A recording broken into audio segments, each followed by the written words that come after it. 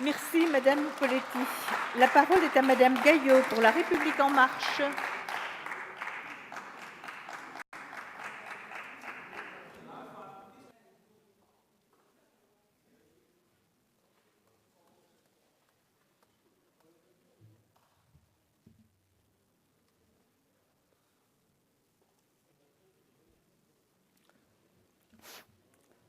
Madame et Monsieur le ministre, Madame la présidente de la Commission, Monsieur le rapporteur général, chers collègues, solidarité, soutien aux plus fragiles, pouvoir d'achat, réforme du RSI, prévention et santé publique. Le PLFSS pour 2018 met en œuvre les engagements pris par Emmanuel Macron devant les Français. Ce budget est à la fois ambitieux, responsable et solidaire. La politique familiale du gouvernement fait du soutien aux familles les plus fragiles l'une de ses grandes priorités. Elle se concentre au sein de ce PLFSS sur deux axes, l'aide aux familles monoparentales et l'appui aux familles les plus modestes. Un effort est fait en particulier en faveur des familles monoparentales. Selon les derniers chiffres de l'INSEE, elles représentent une famille sur 5. Dans 85% des cas, le parent isolé est une femme. Les femmes sont davantage touchées par le chômage, la précarité, les difficultés à se loger correctement, la pauvreté.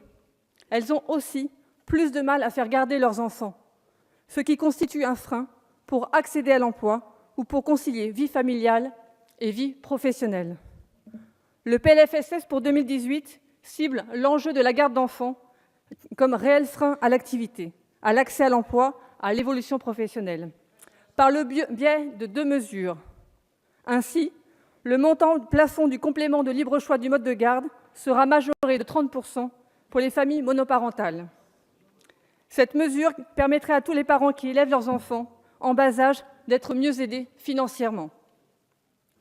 Pour les parents isolés ayant 2 enfants, dont un de moins de 3 ans, dont les revenus annuels ne dépassent pas 32 800 €, l'aide à la garde d'enfants passerait de 462 à 600 € par mois, soit 138 € mensuels d'augmentation. L'allocation de soutien familial, versée quand le conjoint ne paye pas sa pension alimentaire ou quand son montant est faible, sera augmentée de 6 € à la même date. Au total, ce sont plusieurs centaines de milliers de familles qui seraient concernées par ces mesures.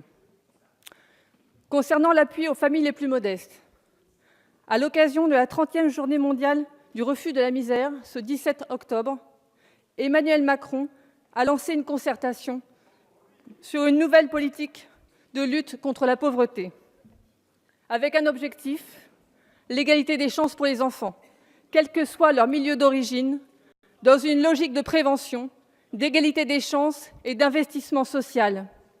Cibler les enfants ne signifie évidemment pas délaisser les personnes qui basculent ou s'inscrivent durablement dans la pauvreté. Il s'agit de briser les logiques de reproduction sociale pour faire en sorte que les enfants d'aujourd'hui ne soient pas les adultes pauvres de demain. Quelques chiffres. 9 millions de personnes vivent en dessous du seuil de pauvreté. 20% d'enfants pauvres, soit environ 3 millions d'enfants. 16 000. C'est le nombre de personnes vivant dans les bidonvilles en France, dont 36% d'enfants. Sans attendre le résultat de cette concertation, le PLFSS prévoit ainsi d'aider dès à présent les familles les plus modestes. Le montant majoré du complément familial actuel de 236,70 € par mois serait ainsi revalorisé de 16,80 € par mois. Et je ne parle pas du relèvement minimum vieillesse. Enfin, je souhaite profiter de cette discussion pour rappeler que ce PLFSS met l'innovation en matière de santé au cœur de sa stratégie au service de l'efficacité. Ce PLFSS présente une avancée sur 3 points. 1. La nouvelle organisation de notre système de santé, pour gagner en agilité, en souplesse, pour s'accaparer les innovations et les intégrer dans notre système de soins. 2. Le développement de la télémédecine, qui permettra de prévenir les hospitalisations, d'éviter du temps de transport, et pour ceux qui sont isolés, améliorer l'accès aux soins. 3. L'investissement dans le numérique, avec 100 millions € en 2018 pour accompagner la transformation numérique des établissements de santé. Aider ceux qui en ont le plus besoin, libérer les verrous, repérer ce qui bloque et tous les freins existants pour améliorer l'offre de soins et innover. Voilà l'esprit qui nous anime dans ce PLFSS que je soutiens. Merci, Madame Gaillot. La parole est à Monsieur Delatte pour La République En Marche pour 5 minutes.